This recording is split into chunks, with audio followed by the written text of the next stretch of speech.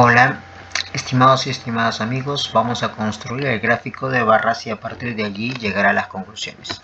El primer paso es tener la tabla de frecuencias. Una vez que ya tienes construida tu tabla de frecuencias, podemos empezar al siguiente paso. Entonces, esta tabla de frecuencias tenemos aquí unas categorías, tenemos una variable, que en este caso es espacio de participación en mi familia, y bueno, y sus cuatro categorías. Tenemos sus frecuencias absolutas, nos falta la acumulada, pero se puede trabajar también con la relativa porcentual.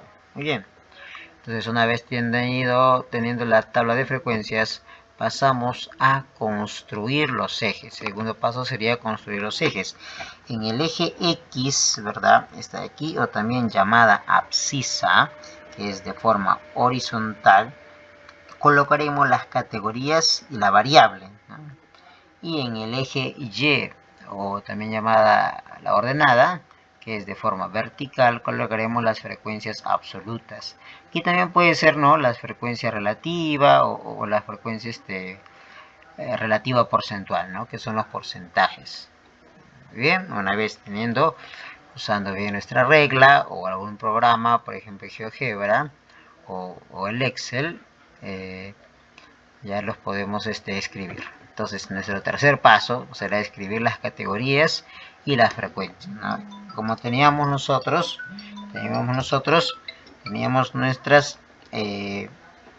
cuatro categorías, ¿verdad? Cuatro categorías: hora de almuerzo, reuniones, toma de decisiones y ninguno.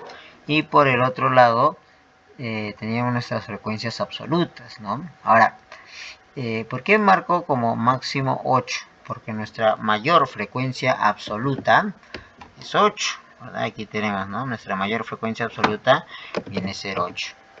¿Ya? Entonces allí marcaría 8. ¿Qué pasaría, no, si tenemos una frecuencia absoluta que sea 100 o 200? Entonces allí tendríamos que trabajar en base a escalas, ¿no?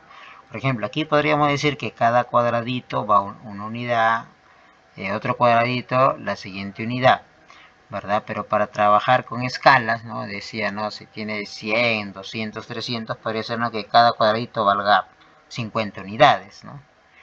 Y así, ¿no?, cada cuadradito 50 unidades. Entonces, ya cuando son datos grandes, ¿verdad?, entonces habría que trabajar con escalas.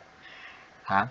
Muy bien, pasamos al cuarto paso, que ya pues sería construir nuestros rectángulos, ¿no?, nuestras barras, ¿no? Algunos lo ponen en distintos colores, ¿verdad? Pero las características de ellas son que son del mismo ancho, ¿sí? Son del mismo ancho. La altura de estas barras ya depende de la frecuencia absoluta que tengan.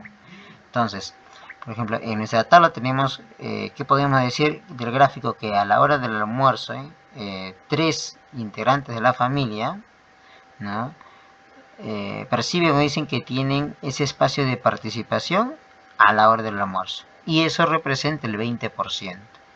¿De dónde se saca estos datos? Pues 3 es de la frecuencia absoluta y 20% de la frecuencia relativa, ¿sí?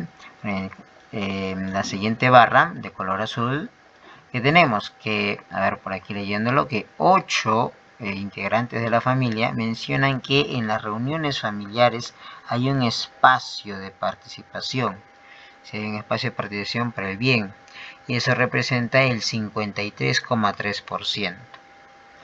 En la siguiente barra podemos decir que 3 integrantes de la familia dicen que hay un espacio en la toma de decisiones y eso representa el 20%.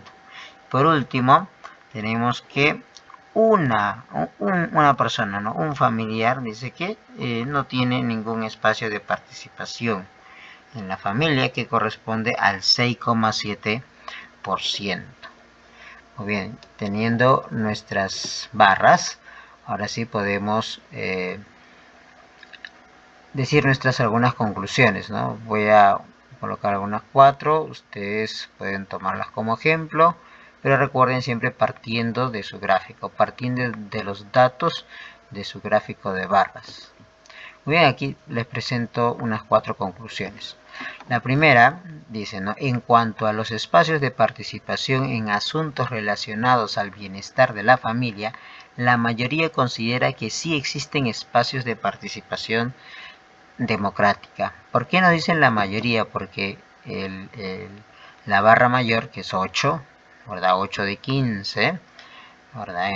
Un poco más del, casi la mitad, ¿cierto? Un poquito más, nos dicen que si existe o si hay, ¿no? Una participación, ¿no? Si hay participación en la familia.